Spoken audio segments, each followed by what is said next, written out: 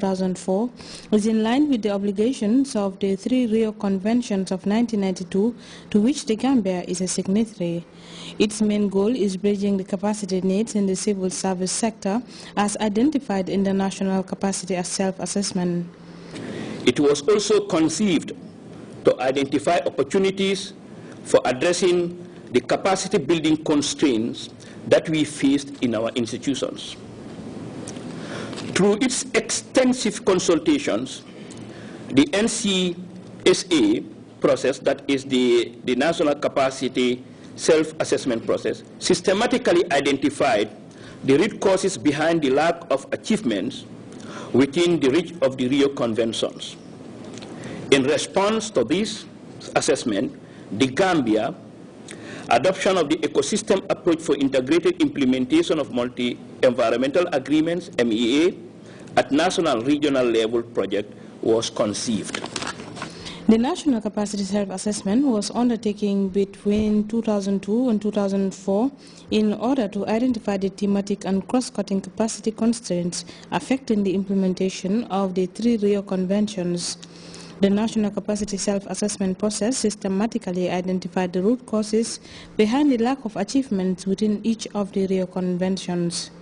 Our outcomes would include the following: an established multilateral environment agreement committee to coordinate effective implementation of the MEAs, MEA support unit for the National Environment Focal Point based at the NEA, a revised community action plan prepared by the regions, a training program and practical use of the ecosystem approach at the regional level.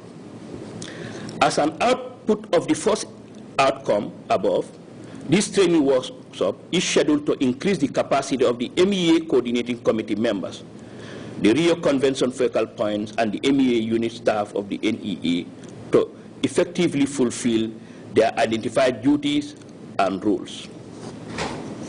Recalling the TOR of the MEA, the MEA Coordinating Committee, in which it is specifically stated that the key functions of the MEA Committee is to ensure that coordinated follow-up to the Convention's implementation activities are done and also ensuring timely response to obligations and commitments of conventions. For Mamadou Jama Suare, the Director of Intersectoral Network, environmental sustainability should be treasured by all Gambians. Aliou Samba Nyang, Researcher and Development Manager at the National Environment Agency, catalogued the achievements registered by his institution in promoting environmental cleanliness since the Gambia was a signatory to the 1992 conventions. Yeah, the Gambia was one of the first countries that signed these conventions, the Rio Conventions. They are the Sustainable Development Conventions in Brazil in 1994. Even if you look at our citation of signatories to these conventions, there are some that we signed in 1992, that is like the Post-World Convention on Sustainable Development in 1992, and in 1994. By 1995, we have signed all conventions.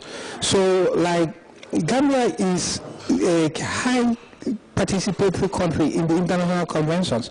We all know Gambia stands on climate change. We all know Gambian stands on biodiversity since in the 1977 Banjul Declaration on land degradation. You know, Gambia stands on the international agenda on that. Now, those conventions too needs to be domesticated on the ground.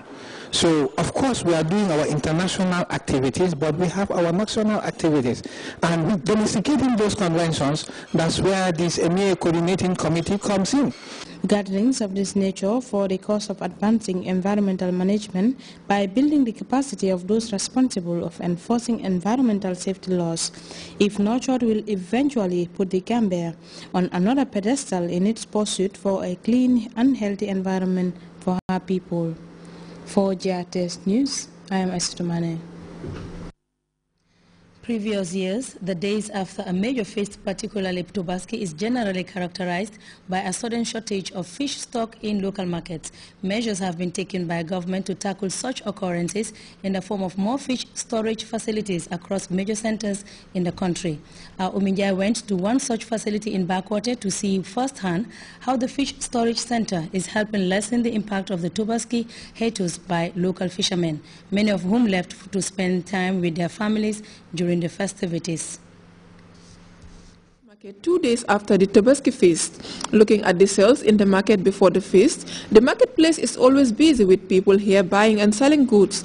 The picture now is in sharp contrast to those buoyant moments. There is a lull in trade with only few vendors in the market to sell fish to few customers. Mostly during feast, foreigners who constitute a significant chunk of the fisherfolk also leave for various destinations to celebrate days like Tobaski with their kith and kin. Such a situation results in the scarcity of fish and a hike in prices, but the scenario is different on this occasion. In an interview with the assistant manager of the Bakote Fish Market, he told the state broadcaster that the availability of fish in the market this time around is quite different compared to previous years, noting that the amount of fish in stock is quite sufficient and affordable to all for consumption. You have different ranges of prices, and any type of fish that you need, you can have it with an affordable price. We also make sure that fish is accessible and affordable, available at any time that you need them, because we have the facilities. We are also working with another company called Aqua Blue that are going to see, even in the event that, other small artisanal vessels are not going. These fish on your screens look fresh, directly from the source, and are available at reasonable prices at the Bakote Fish Market. It could be recalled that the Bakote Fish Market just recently signed an MOU with the two giant fishing companies, Aqua Blue and Red Sea International, as the main suppliers of fish to the local market. This intervention is attracting many young people to the fishing sector, thereby creating more employment to the youthful populace. All the fishermen, they are Gambians, and also the retailers at the market here, they are Gambians. And you can see that most of these people at the market here now, they are Gambians. But, because of the feast, the Muslims, they are away enjoying their feast. But those who are selling now at the market, they are the Christian folk. You see that we have strategized. And indeed, with the understanding that we have with the Aqua Blue, is for them to make sure that not only they work with Gambians, but to transfer the technology so as to train Gambians so that they will know the art, and in the process also to be able to work towards building, boats, modern boats that will be able to have catches, go deep sea, so that they will have big catches and come back to take care of the demand at the market side. Despite this festive mood, Linda Mendy, Mariama Jeng and Hadi Gay, who are all vendors at the Bakote Fish Market, also told the state broadcaster that sales are going on as usual with the different fish species available at affordable prices. They also called on other women and youths to venture into the trade as a way of bettering their lot. With many Gambian youths venturing into fish trading, one can only hope that the trend will continue in making fish scarcity, even during festivities, a thing of the past. Umijai, Grts. We now shift our attention to the international scene. A UN worker kidnapped 8 months ago in Syria has been released. That according to Syrian state-run media. Canadian Kyle Campo was abducted in the countryside near Damascus in February by what the Syrian government calls terrorists. Syrian media reports that he is now being handed over to the UN representative in Damascus. And amid this civil war, international inspectors continue to dismantle Syria's chemical weapons stockpile and to prepare them for that dangerous environment. They are undergoing rigorous training. CNN's Fred Brenton went to see just what that entails. A sudden explosion during a chemical weapons inspection. Chaos, fear. This is a training exercise, the lessons potentially life-saving for inspectors as they do their work in war-torn Syria. Franz Ontal is the head of inspector training. We are performing our inspections in the middle of a conflict. We've never done this before. It's not something that you could have foreseen 2 years ago and planned for.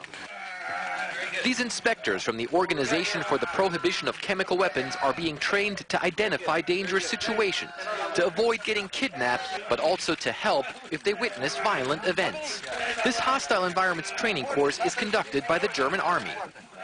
The German military makes this exercise as realistic as possible. The sounds, the pops that you hear, the hectic is exactly the same way it would be on the battlefield. And in this sort of an environment, the weapons inspectors from the OPCW have to keep their composure and administer first aid.